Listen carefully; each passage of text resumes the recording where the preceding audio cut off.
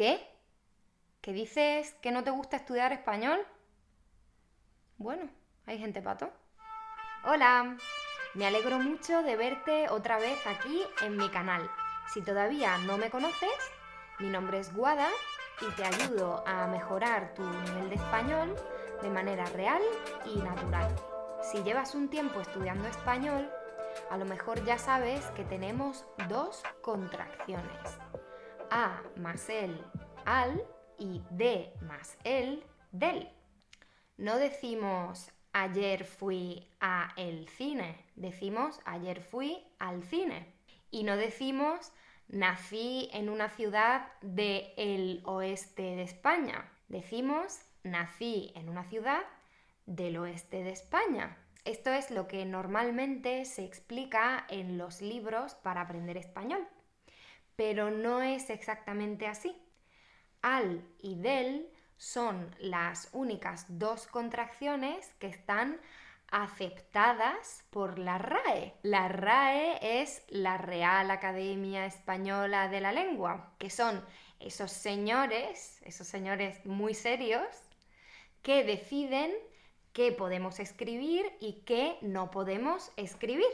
Pero como te puedes imaginar, cuando estamos hablando en la calle, no pensamos en esos señores de la RAE.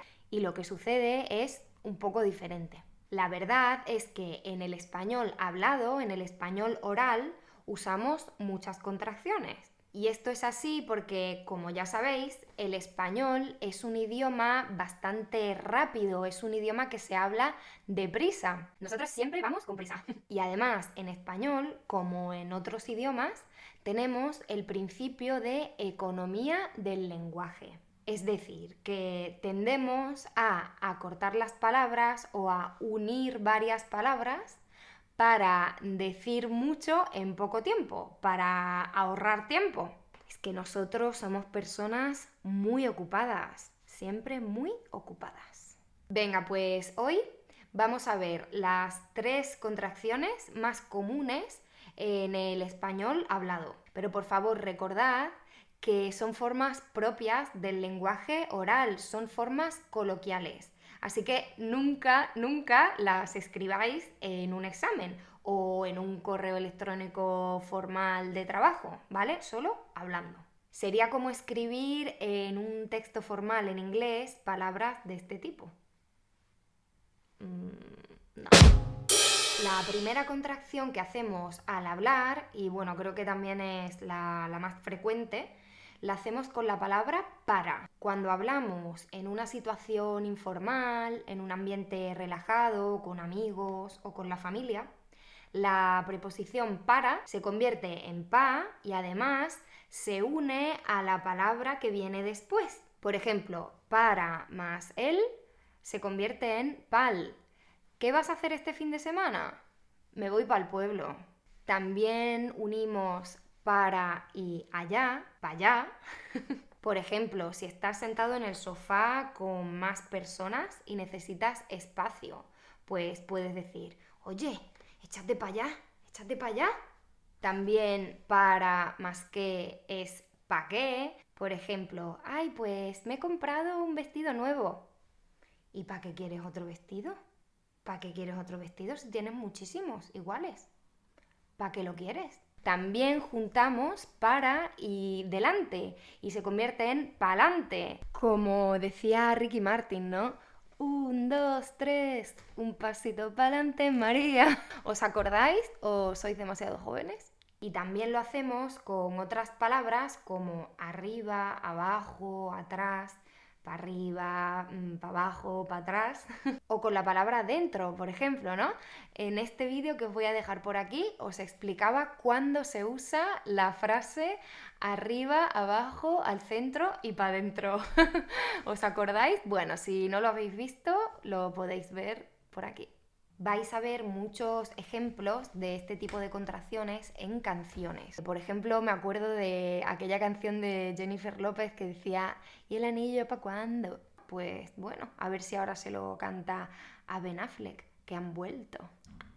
Aunque en español decimos que las segundas partes nunca fueron buenas. Bueno, pues hemos hablado de la preposición para, que se acorta y se une a la palabra que viene después. Pero también acortamos otras palabras. Un ejemplo es la palabra nada. La palabra nada, en el lenguaje oral coloquial, a veces se convierte en na. Por ejemplo, no sé si habéis oído una canción de Lola Índigo que decía yo ya no quiero nada, yo ya no quiero nada, ¿no? Decía yo ya no quiero nada, no quiero nada. Entonces, recordad que nada en muchas ocasiones informales se convierte en na. Y otra palabra que se acorta es la palabra todo. Pero bueno, claro, esto depende de la zona de España. Yo no sé si se usa en toda España. Lo que sí sé es que en Extremadura, que es mi región, sí lo usamos y en Andalucía también. Como ejemplo, me apetece explicaros un refrán, una frase hecha que usamos mucho en España. Y la frase es, hay gente pato. ¿Y qué significa eso? Bueno, pues es una forma sencilla y rápida de decir que algo o alguien nos parece increíble, o para decir que alguien, una persona, hace cosas que están fuera de nuestra lógica, cosas que nos parecen absurdas. Por ejemplo, a mí no me gusta mucho el deporte. Cuando hago ejercicio me cuesta muchísimo, me cuesta mucho esfuerzo y es una actividad que no disfruto.